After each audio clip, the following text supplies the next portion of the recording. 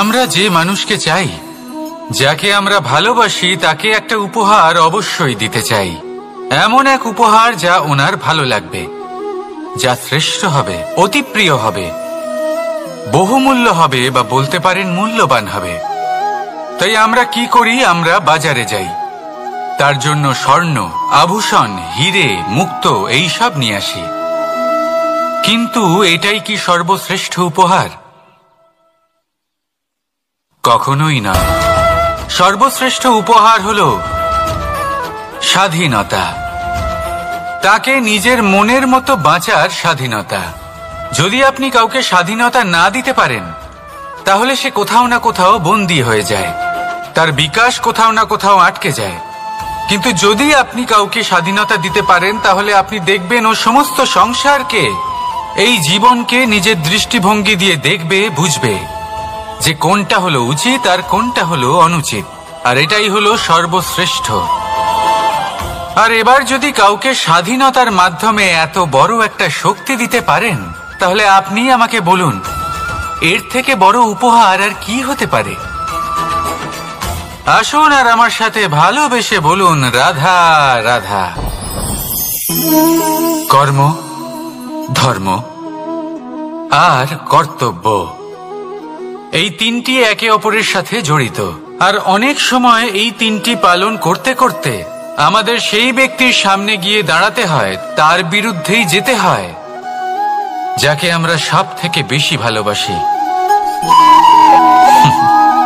কিন্তু সেইখানে এই যুদ্ধ কোনো ব্যক্তিগত যুদ্ধ থাকে না। এ হলো কর্ম, ধর্ম আর কর্তব্যের যুদ্ধ। এটা সরল নয়, অত্যন্ত কঠিন হয় তার সম্মুখীন হওয়া, যাকে আমরা সব থেকে বেশি সম্মান করি। কিন্তু আমাদের তো আমাদের ধর্মের পথে চলতেই হবে, কারণ আমরা কর্মবদ্ধ, কর্তব্যবদ্ধ, আর এটাই করা উচিত। শুধু এটুকু মনে রাখবেন, যদি আপনার উদ্দেশ্য শুভ হয়, আপনার ভাবনা শুভ হয়, আপনি যদি কর্ম, ধর্ম আর কর্তব্যের পথে অগ্রসর হন, তাহলে এই প্রক্রিয়াতে যদি আপনাকে আপনার আরাধ্যেরও সামনে দাঁড়াতে হয়, তাহলেও আপনার কোনো ক্ষতি হবে না। তাহলে আসুন আর আমার সাথে ভালোবেসে বলুন, রাধা রাধা। প্রেম এই সংসারে এসেছিল এই সংসারকে প্রেমের শিক্ষা দেওয়ার জন্য, এই জীবনের সুখের অনুভূতি আসলে কি তা শেখানোর জন্য। কিন্তু যদি সত্যি কথা বলি, তো আমি নিজেই প্রতিদিন প্রেমের নতুন নতুন স্বরূপ দেখতে পাই, প্রেমের একটা নতুন অনুভূতি প্রত্যেক নতুন দিনে। আর তার কারণ হলো এই প্রেম অনন্ত, এ হলো দৈব। প্রেম হলো এই সংসারের সব থেকে বড় ঢাল এবং সব থেকে বড় অস্ত্র। এই প্রেম ছাড়া না কোনো ন্যায় হয়, আর না কোনো শাস্ত্র, না জীবন আছে, আর না অন্ত। এবার যদি এই প্রেম মনের মধ্যে বাস করতে শুরু করে, তাহলে কখনো কোনো সমস্যাই হবে না। আর যদি হয়েও থাকে, তাহলে তা স্থায়ী হবে না। এই প্রেম কি না করতে পারে? এই প্রেম সমস্ত সমস্যা মিটিয়ে ফেলতে পারে, আপনার মনের মধ্যে অহংকারকেও বিনাশ করে দিতে পারে, আপনাকে সাক্ষাৎ ঈশ্বরের সাথে দেখা করাতে পারে। তাই প্রেমের দ্বারা প্রয়াস করতে থাকুন, এই সংসারের প্রত্যেক মানুষকে, প্রত্যেক বস্তুকে, প্রত্যেক জীব জন্তুকে ভালোবাসবেন। আর এই প্রেমের দ্বারাই বলুন, রাধা রাধা। মানুষ অসুস্থ কেন হন? শারীরিক দুর্বলতার কারণে? না, মানুষ অসুস্থ হন তার মানসিকতার কারণে, তার বিবেকের কারণে, তার কর্মের কারণে, তার ক্রোধের কারণে। আর যখন কেউ সুস্থ হন, ঠিক হয়ে যান, তার মানে এটা নয় যে শুধু ওষুধের জন্য তিনি সুস্থ হয়েছেন। না, এটা কারোর তার প্রতি প্রেমের প্রভাব, বিশ্বাসের প্রভাব, সম্বলের প্রভাব। শুধুমাত্র ওষুধ দিয়ে কিছুই হয় না। যদি মনে প্রেম থাকে, বিবেক থাকে, বিশ্বাস থাকে, সম্বল থাকে, তবেই সেই ওষুধ কাজ করতে পারে। তাই মনে রাখবেন, এই জীবন হলো অত্যন্ত ছোট।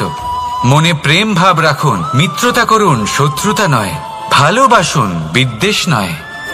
আর এই ভালোবাসার সাথেই বলুন রাধা রাধা। জীবন, এই জীবনের সত্য কি? জন্ম, যেখান থেকে জীবন আরম্ভ হয়, নাকি সমাপ্তি?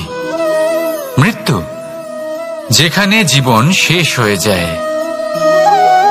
জীবনের সত্য এটা নয়, সব কিছু এটা নয়।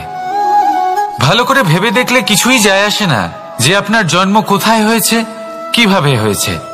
এতেও কিছু যায় আসে না যে আপনার মৃত্যু কোথায় হবে, কিভাবে হবে। যায় আসে তখন, গুরুত্বপূর্ণ হলো এটাই যে জীবন আপনি যাপন করেছেন তার উদ্দেশ্য কি ছিল, কি ভাবনা নিয়ে আপনি বেঁচেছেন। এখন যদি আপনি এমন কিছু করেন যার দ্বারা এই সংসার আপনার থেকে জীবন যাপনের প্রেরণা পেতে পারে, মৃত্যুর পরেও আপনার কর্ম দেখে তা স্মরণ করে জীবনে বাঁচতে শেখেন, তাহলে তার তাৎপর্য হলো আপনি নিজের কর্মের দ্বারা, নির্বাচনের দ্বারা অমর হয়ে গেছেন। দেখুন, জীবনে দুশ্চিন্তা করা হলো বৃথা, মৃত্যুর ভয়ও হলো বৃথা। কারণ আত্মা কখনো মরে না, তাকে কেউ শেষ করতে পারে না, না কাল, না মৃত্যু, আর না সময়। যদি এমন কিছু থাকে যা আপনার আত্মাকে শেষ করে দিতে পারে, তাহলে তা আপনারই নিজের দুষ্কর্ম। তাই এই যে জীবনকাল আপনার কাছে রয়েছে, তাতে শুধু শুভ কর্ম করুন, দুশ্চিন্তা করা ত্যাগ করুন। এমন কর্ম করুন যা দেখে সংসার উচিত পথে চলে আসবে, শুভ কর্ম করবে। যদি আপনার মৃত্যুর পরে সংসার আপনাকে স্মরণ করে শিক্ষা লাভ করে, উচিত পথে চলে, প্রেরিত হয়, তাহলে আপনিও অমর হয়ে যাবেন। আসুন আমার সাথে ভালোবেসে বলুন রাধা রাধা। মানুষের জীবনে স্বচ্ছতার একটা আলাদা গুরুত্ব আছে। যদি আপনি নিজেকে স্বচ্ছ রাখেন, তাহলে আপনার নিজেরও ভালো লাগবে, সামনের ব্যক্তিরও ভালো লাগবে, একটা অন্যরকম প্রভাব পড়বে। কিন্তু একজন শ্রেষ্ঠ ব্যক্তি কিভাবে হয়ে ওঠা সম্ভব? যার মধ্যে গুণ আছে, শিক্ষা আছে, শুভ চেতনা আছে, যিনি সৎকর্ম করেন। কিভাবে হব সেই ব্যক্তি যার মধ্যে জ্ঞান আছে? শুধুমাত্র স্বচ্ছ থাকলে তো তা হওয়া সম্ভব নয়। প্রথমে আপনাকে বুঝতে হবে যে মানুষের মধ্যে 4টি মূল তত্ত্ব আছে। প্রথম হলো তার শরীর, যার দ্বারা উনি যে কোনো কর্ম করে থাকেন। দ্বিতীয় তত্ত্ব হলো তার মন, যার দ্বারা কোনো কর্ম করার জন্য সে নিজেকে প্রেরণা দিতে থাকে। তৃতীয় তত্ত্ব হলো বুদ্ধি, যে কর্ম আমরা করতে চাই, যে লক্ষ্যে আমরা পৌঁছতে চাই, সেটা আমরা কিভাবে, কোন পথে করব, সেটা স্থির করা যায় বুদ্ধি দিয়ে। আর চতুর্থ তত্ত্ব হলো আত্মা।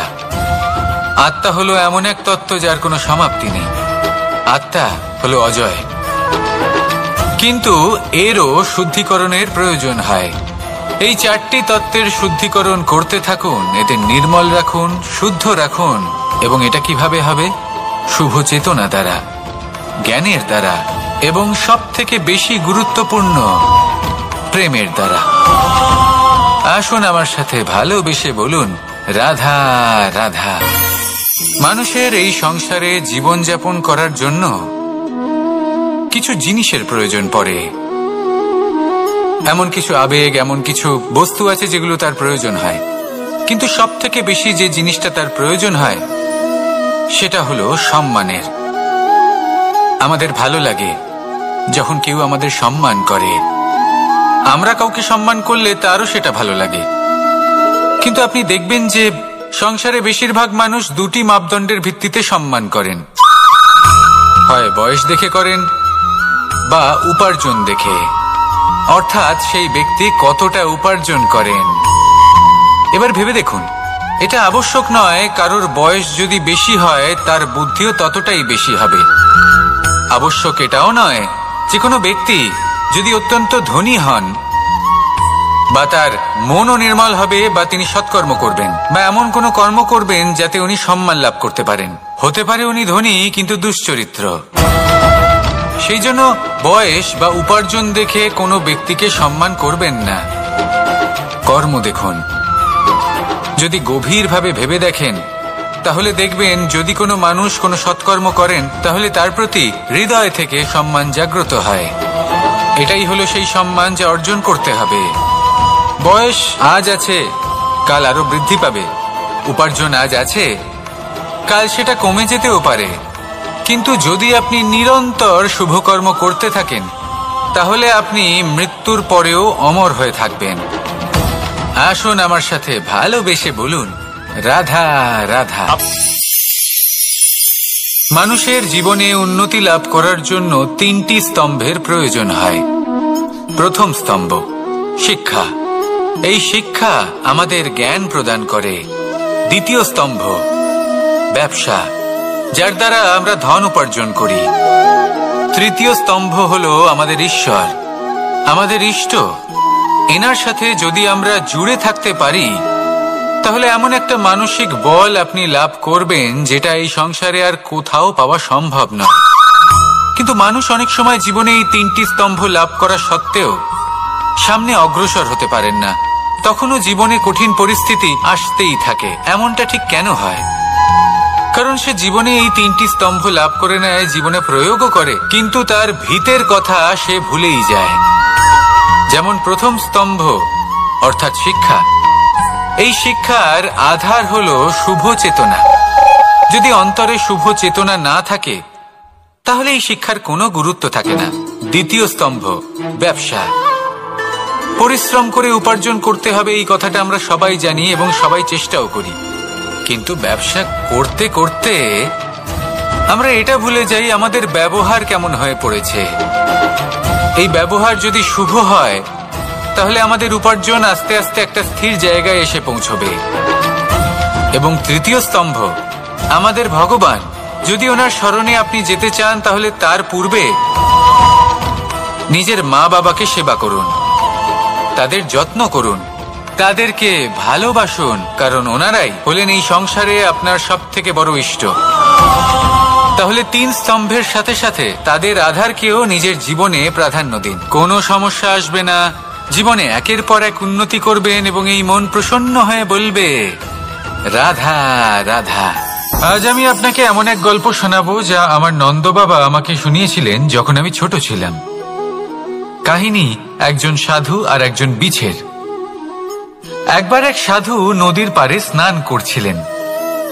উনি দেখলেন যে জলের প্রবাহে একটা বিছে ভেসে যাচ্ছে।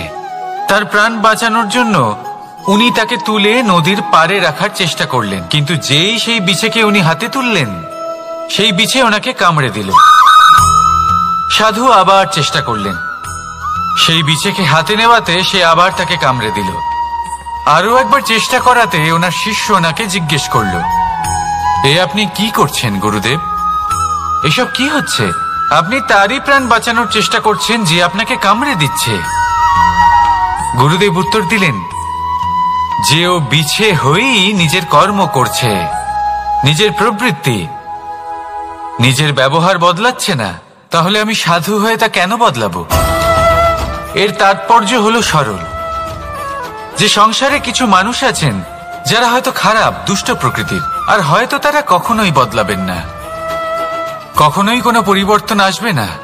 কিন্তু তার মানে এই নয় যে আমরা আমাদের কর্ম করা ছেড়ে দিই, আমরা আমাদের প্রচেষ্টা ছেড়ে দেব।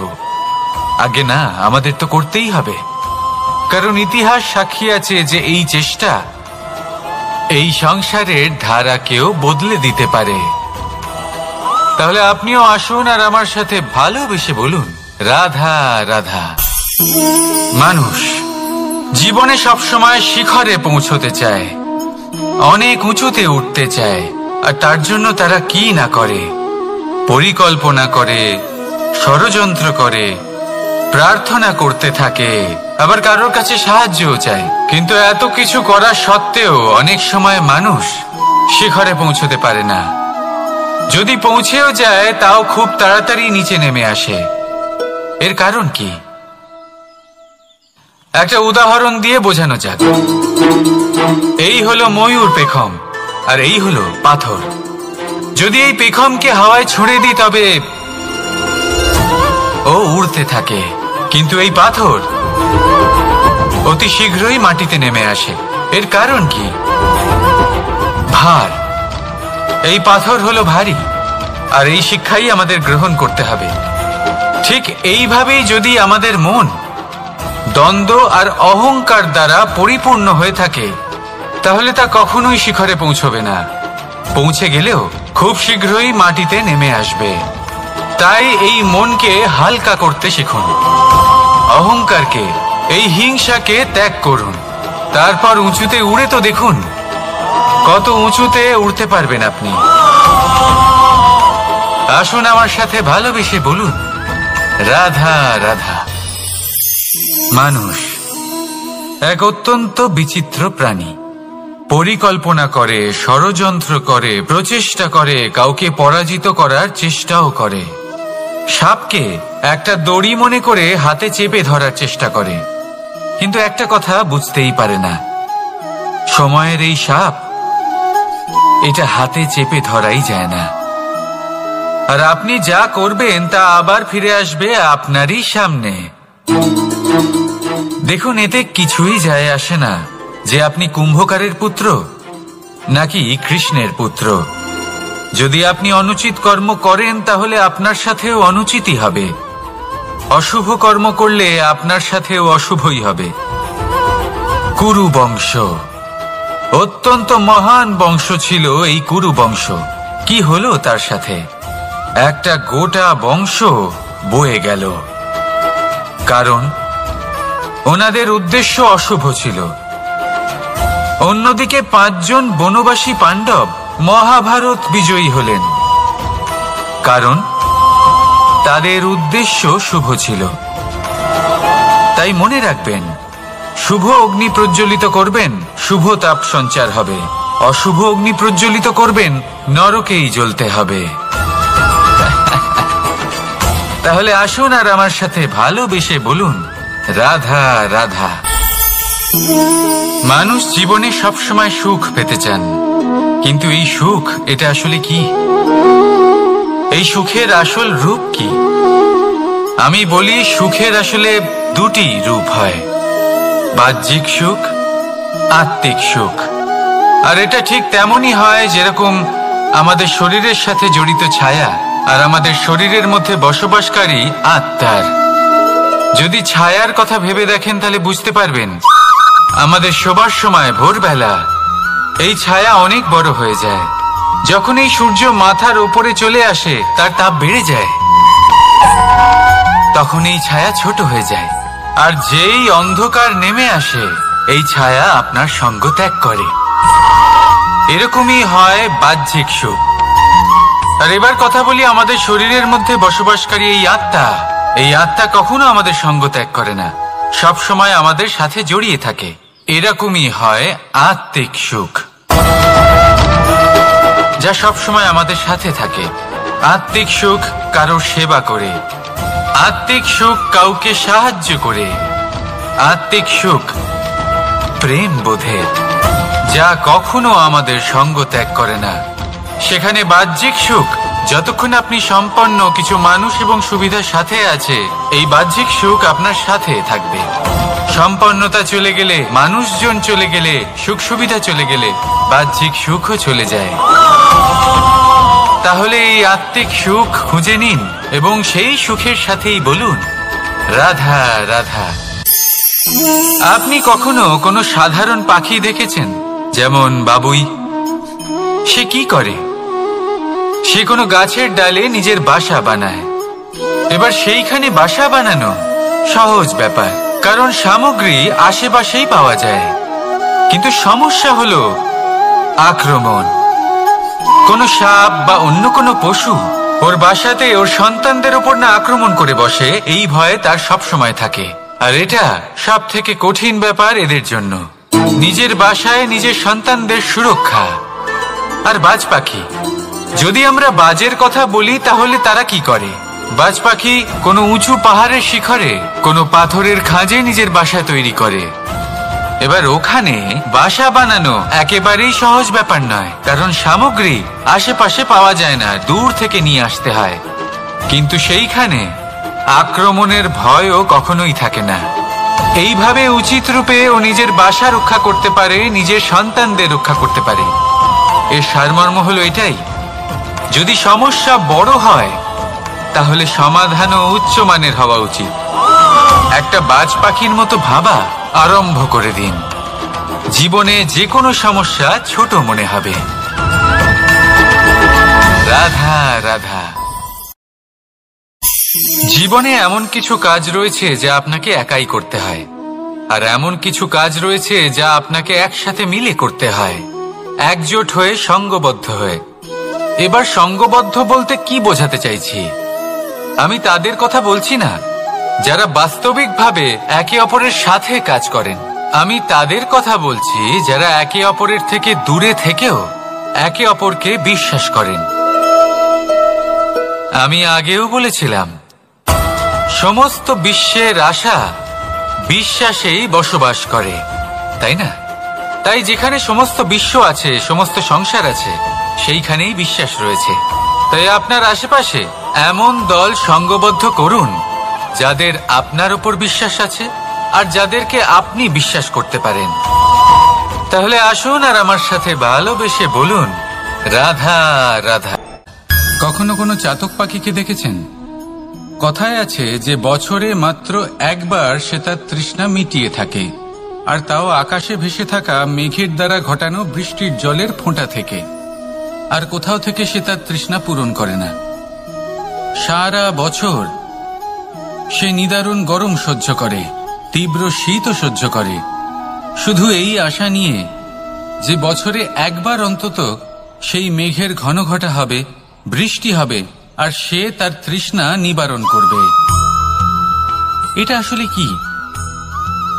এটা আসলে বিশ্বাস। সেই বিশ্বাস যে বছরে একবার সেই মেঘ আসবে তৃষ্ণা নিবারণ করতে।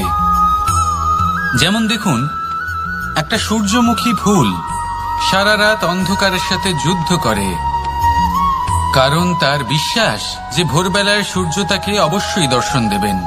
সেটাও বিশ্বাস ছিল যার উপর ভরসা করে মনু একটা নৌকা নিয়ে বেরিয়ে পড়েছিলেন এবং সমস্ত সৃষ্টিকে প্রলয়ের হাত থেকে বাঁচিয়েছিলেন। সেটাও ছিল ভালোবাসার প্রতি বিশ্বাস যার উপর ভরসা করে বানর এবং ভাল্লুক সেনা নিয়ে শ্রীরাম আক্রমণ করেছিলেন সমস্ত বরদানপ্রাপ্ত অসুরগণ এবং রাক্ষসগণের লঙ্কায় এবং জয় লাভ করেছিলেন। এই বিশ্বাসই হল এই বিশ্বের আশা। বিশ্বাস রাখুন যে আপনি হলেন সর্বশ্রেষ্ঠ এবং শুধুই নিজের কর্ম করতে থাকুন।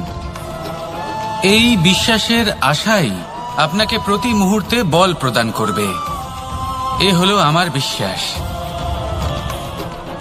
আসুন আর আমার সাথে ভালোবেসে বলুন, রাধা রাধা। সৌন্দর্য। মানুষ নিজের সৌন্দর্যের বিষয়ে কতটা ভাবে, চায় যে সে সব থেকে বেশি রূপবান হবে, সব থেকে বেশি সুন্দর হবে। কিন্তু সৌন্দর্যের পরিভাষা কি তা কি সে জানে? কোনো মাকে জিজ্ঞেস করুন, ওনার জন্য সৌন্দর্যের পরিভাষা ওনার সন্তান। কোনো ভক্তকে জিজ্ঞেস করুন, ওনার জন্য সৌন্দর্যের পরিভাষা ওনার ভগবান। শ্রীরামকে জিজ্ঞেস করুন, ওনার জন্য সৌন্দর্যের পরিভাষা হলো হনুমান। ভাঙা হানু, ফুলে যাওয়া মুখ, দেখতে গেলে উনি বানর, লম্বা লেজ, এত নিরীহ যে ওনাকে অমূল্য মালা দিলে সেটা ছিঁড়ে তার ভেতরে শ্রীরামকে খুঁজছিলেন। কিন্তু ওনার ভাবনা কত সুন্দর। উনি এটা বিশ্বাস করেন যে সংসারের যতই মূল্যবান জিনিস দিয়ে এই মালা তৈরি করা হোক না কেন, যদি এর মধ্যে শ্রীরাম না থাকেন তাহলে এর মধ্যে কোনো অর্থ নেই। সৌন্দর্য রূপে নয়, ভাবনায় নিহিত থাকে। যদি আপনি সৌন্দর্য প্রাপ্ত করতে চান তাহলে তা কর্মে নিয়ে আসুন, ভাবনায় এবং বিচারে নিয়ে আসুন। এই সৌন্দর্য আপনার সাথেই থাকবে। যদি আপনি সৌন্দর্যকে রূপের মধ্যে খোঁজেন তাহলে কিছুক্ষণের জন্য পাবেন, সেই সৌন্দর্য সময়ের সাথে হারিয়ে যাবে। সৌন্দর্য যদি পেতে চান, খুঁজতেই চান, তাহলে হৃদয় খুঁজুন, কর্মে খুঁজুন। মন প্রসন্ন হয়ে বলবে, রাধা রাধা। ব্যায়াম, এই শব্দ আমরা সকলে শুনেছি, আর এটা সারা জীবন আমাদের সাথেই থাকে কোনো না কোনো রূপে। যখন আমরা জন্মগ্রহণ করি, চলতে শিখি, প্রথমে আমরা হামাগুড়ি দিয়ে চলি, পরে চলতে চেষ্টা করি কিন্তু পড়ে যাই, তখন আমাদের বাড়ির গুরুজনেরা আমাদের আটকান না। ওনারা মনে করেন এইভাবেই আমাদের সন্তান চলতে শিখবে, এইভাবেই তার পা আরো মজবুত হবে, যা অত্যন্ত গুরুত্বপূর্ণ। এইবার জীবনকালে যতই আমরা এগোতে থাকি, এই ব্যায়াম বিভিন্ন রূপে আমাদের সাথেই থাকে। কিন্তু আপনি কি জানেন যে এই ব্যায়ামের তাৎপর্য আসলে কি? আপনি কি জানেন এই ব্যায়ামের মর্ম আসলে কি? যখনই আমরা এই ব্যায়াম করি, আমাদের শরীরের মাংসপেশি ক্ষয় হয়। প্রথমে তা ক্ষয় হয়, তারপর আবার তা নির্মিত হয়। আরো শ্রেষ্ঠ, আরো শক্তিশালী মাংসপেশি আমরা লাভ করি। অর্থাৎ এই ব্যায়াম হলো সৃজনের বিজ্ঞান। এই ব্যায়াম আমাদের জন্য অত্যন্ত আবশ্যক। সেই জন্য জীবনে যখনই কোনো কিছু নষ্ট হয়ে যায়, চলে যায়, তখন হতাশ হয়ে পড়বেন না, তাকে পুনর্নির্মাণ করার চেষ্টা করবেন। আর এই শিক্ষা আমরা লাভ করি পাখিদের থেকে।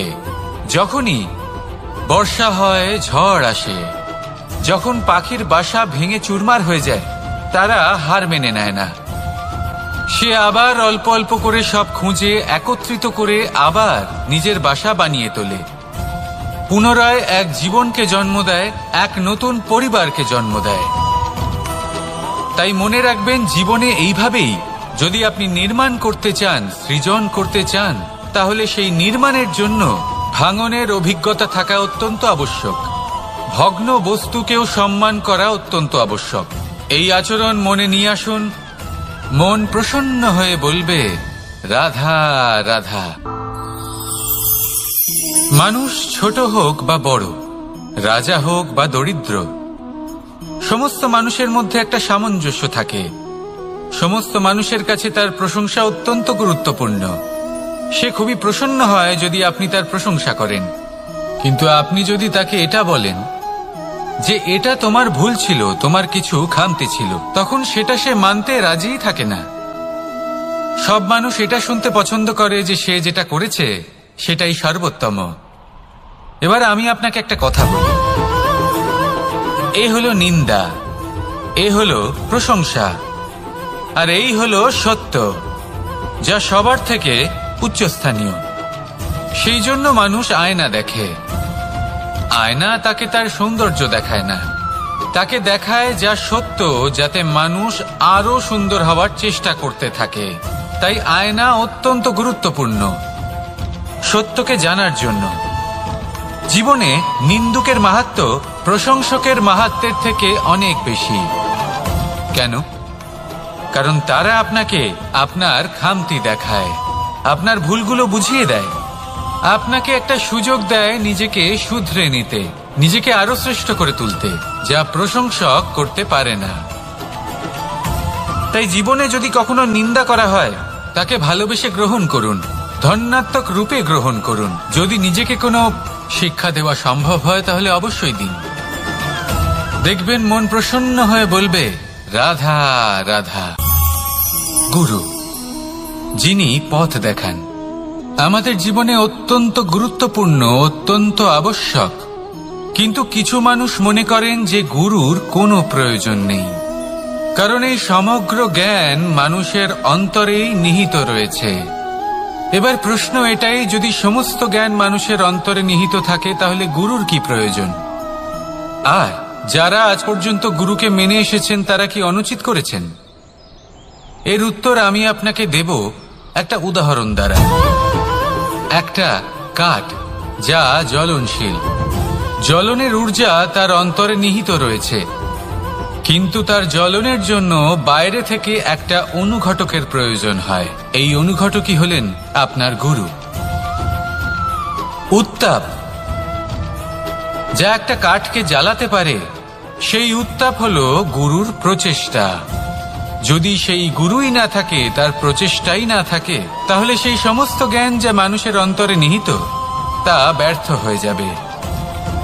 যদি আপনার সাথে আপনার গুরু থাকেন, আপনার পথ প্রদর্শন করেন, আপনার অন্তরের জ্ঞানকে বাইরে নিয়ে আসতে পারেন, তাহলে তাকে সম্মান করুন। আর আমার সাথে ভালোবেসে বলুন, রাধা রাধা। মানুষ যখন কোনো শক্তি লাভ করে, তখন সে নিজেকে বলশালী মনে করে।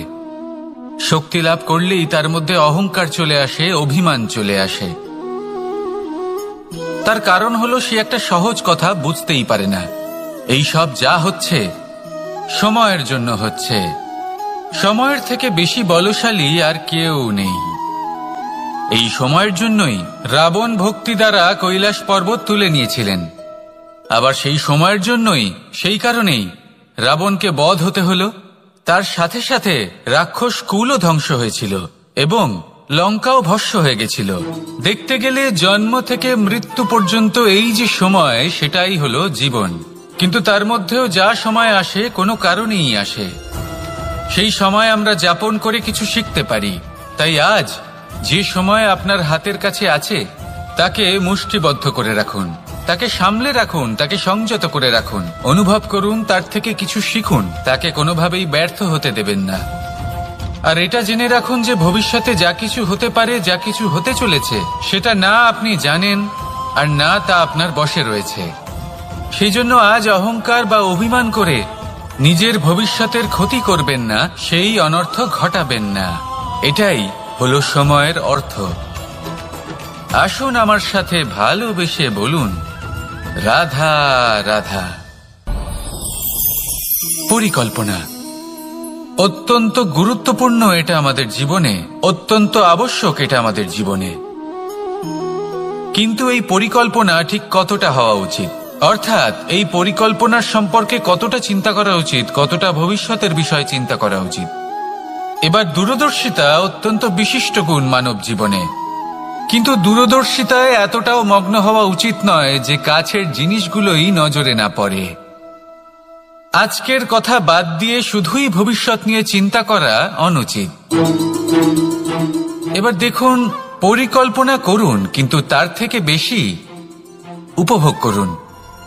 এই মুহূর্ত সম্পর্কে অবগত নয়, কিন্তু ভবিষ্যতের কথা আমরা চিন্তা করতে থাকি। আমি এটা অনুভব করতে চাই, ওইটা অনুভব করতে চাই, ওই আনন্দ প্রাপ্ত করতে চাই। এটা অনুচিত। পরিকল্পনা করুন, সংযত করুন, কিন্তু আজকে, বর্তমানকে, এই মুহূর্তকে, জীবনের বাস্তবিক আনন্দ এটা, আর জীবনযাপনের সব থেকে শ্রেষ্ঠ পথও এটা। আসুন আমার সাথে ভালোবেসে বলুন, রাধা রাধা। বিপদ আপদ আপনাকে সন্ত্রস্ত করে রাখতে পারে, কিন্তু এই বিপদ প্রত্যেকের জীবনে কোনো না কোনো কারণে থাকে। এটা আপনাকে দেখায় যে আপনার মধ্যে কি খামতি রয়েছে, কেন রয়েছে। এই বিপদ হলো সেই মাধ্যম যার দ্বারা আপনি নিজের দুর্বলতাকে নিজের শক্তিতে পরিবর্তন করতে পারেন। একটা ফুলের দিকে তাকান। একটা ফুল, তার বুকে যখন একটা সূচ বিঁধে এপার ওপার হয়ে যায়, শুধু তখনই আমাদের প্রভুর জন্য ফুলের মালা তৈরি করা যায়। সেই জন্য কখনোই বিপদকে ভয় পাবেন না, তার থেকে দূরে পালাবেন না, একে স্বাগত জানান। বোঝার চেষ্টা করুন এই বিপদ কেন আছে। যদি বিপদকে বুঝতে পারেন তবেই জীবনকে বুঝতে পারবেন। যদি জীবনকে বুঝতে পারেন তবে এই বিপদকে সম্পদে পরিণত করতে পারবেন। আসুন আর আমার সাথে ভালোবেসে বলুন, রাধা রাধা। কখনো কখনো মনে এই ভাবনা আসতেই পারে যে ঈশ্বর আজ পর্যন্ত এত রূপে অবতীর্ণ হয়েছেন, এতবার এই পৃথিবীতে এসেছেন, তারপরেও এই সংসারে কোথাও না কোথাও এই পাপ বসবাস করে। এটার কারণ কি? এটার কারণ আমরা স্বয়ংই।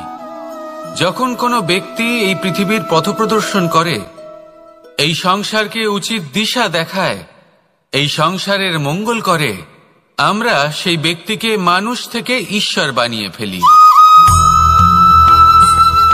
সেই ব্যক্তির পতন স্বয়ং আমাদের হাতেই হয়ে যায়, কারণ সেই ব্যক্তি তার শ্বাস প্রশ্বাসের জন্য হয় না। সেই ব্যক্তি হলো সেই ভাবনা যা সে এই সংসারকে প্রদান করেছে। আমরা সেই ব্যক্তির ভাবনাটারই অন্ত করে দিই। এটা উচিত নয়। আমরা ওনাকে প্রভু মেনে নিই। প্রভু মানার পর আমরা ওনার কাছে প্রার্থনা করি, হে প্রভু আমাদের সাহায্য করুন। যদি উনি প্রভুও হন, তাও উনি পৃথিবীতে এসেছেন মনুষ্য রূপে। যা কর্ম করেছেন, যা শক্তি প্রাপ্ত করেছেন, এই দেহ থেকেই প্রাপ্ত করেছেন। আপনাদের এটা বোঝানোর জন্য যে এই কাজ আপনিও করতে পারেন। যারা সৎ আত্মা থাকেন তাদের জন্য সর্বশ্রেষ্ঠ শ্রদ্ধাঞ্জলি হলো এটাই যে আপনি তাদের পদচিহ্ন অনুসরণ করে চলুন। না ওনাদের স্মরণে থাকুন, না পুষ্পের মালা ওনাদের চরণে রাখুন, বরং তাদের ভাবনাকে অনুসরণ করে সেই ভাবনা নিয়ে এগিয়ে চলুন। এটা না শুধু আপনার জন্য, বরং সমগ্র সংসারের জন্য লাভদায়ক। তাহলে এটাই করুন আর আমার সাথে ভালোবেসে বলুন, রাধা রাধা। যখন কঠোর রোদে আমাদের শরীর উত্তপ্ত হয়ে যায়, আমরা গরম অনুভব করি, তখনই যদি বর্ষা হয় আর বৃষ্টির জলের ফোঁটা আমাদের শরীরে এসে পড়ে, তখন কেমন অনুভূতি হয়? বর্ষার এই জলের ফোঁটা যখন ধরিত্রীতে পড়ে, তখন যে নাদ উৎপন্ন হয়, মনে হয় যেন এক সঙ্গীত। এমন এক সঙ্গীত যা স্থিরতার সাথে আমাদের বুঝিয়ে দেয় যে এই সূর্যের উত্তাপ, এই রোদ, তা চিরকালের জন্য থাকবে না। সূর্যের কিরণের যতই তেজ থাকুক, যখন বর্ষা আসবে এই রোদের কিরণকে শীতল করবে। সূর্যের তেজ যতই বেশি হোক না কেন, কখনো না কখনো কালো মেঘ আসবে আর সূর্যকে ঢেকে দেবে। অর্থাৎ এই প্রকৃতি আমাদের শিক্ষা দেয় যে কারোর প্রকাশ, যে কারোর মেধা চিরকাল টিকে থাকে না। এবার যদি কথা বলি অন্ধকারের বিষয়ে, তবে রাত্রির কালো অন্ধকারকে একটা জোনাকির আলো পরাজিত করে। অর্থাৎ অন্ধকারও চিরকালের জন্য বজায় থাকে না। এটা কি আমরা বুঝলাম? তবে আপনাদের দুটো সহজ প্রশ্ন করব। জীবনে যখন কিছুই আপনাদের সাথে চিরকাল থাকবে না, তাহলে অহংকার কি নিয়ে? আর জীবনে যদি প্রত্যেক দুঃখ, বিপদ, সমস্যা একটা সময়ের পর আপনাকে ছেড়ে চলে যায়, তাহলে পরাজয় মানবেন কেন? এই দুশ্চিন্তা ত্যাগ করুন, এই অহংকার ত্যাগ করুন, আসক্তি ত্যাগ করুন আর আমার সাথে ভালোবেসে বলুন, এই সংসারে যেই হোক না কেন, কোনো মানুষ হোক, কোনো প্রাণী হোক, কোনো কীট হোক বা কোনো বনস্পতি হোক, প্রত্যেকের জন্য ভোজন অতি আবশ্যক। কারণ ভোজন থেকেই শক্তি পাওয়া যায় আর সেই শক্তি দিয়েই সংসারের, আমাদের জীবনের সমস্ত কার্য করা যায়। এবার এমন এক ধরনের শক্তি হয় যা শীতের ঋতুতে সূর্য থেকে আমরা পেয়ে থাকি, আর আরেক ধরনের উত্তাপ হয় যা দিয়ে ভোজন রান্না করা হয়, সুস্বাদু নানান ধরনের ভোজন। এবার অত্যন্ত গুরুত্বপূর্ণ হলো যে ব্যক্তি সেই ভোজন বানাচ্ছেন তার মানসিক পরিস্থিতি এবং সেই ব্যক্তি যিনি ভোজন গ্রহণ করছেন তার মানসিক অবস্থা। যখনই আপনি ভোজন বানাচ্ছেন তখন ভালোবাসার সাথে কাজটা করুন, ধন্যাত্মক ভাব নিয়ে, সৎ ভাবনার সাথে। কারণ আপনার এই মানসিক স্থিতি শক্তির আকারে সেই খাদ্যের সাথে মিলে মিশে যায়। আর যখনই আপনি ভোজন গ্রহণ করছেন তখন সদ্ভাবনার সাথে, প্রসন্নতার সাথে গ্রহণ করুন, ধন্যাত্মক ভাব নিয়ে। যদি আপনি প্রসন্নতার সাথে রান্না করেন, প্রসন্নতার সাথে খাদ্য গ্রহণ করেন, তাহলে আপনি প্রসন্নই থাকবেন আর মন সুপ্রসন্ন হয়েই বলবে, রাধা রাধা।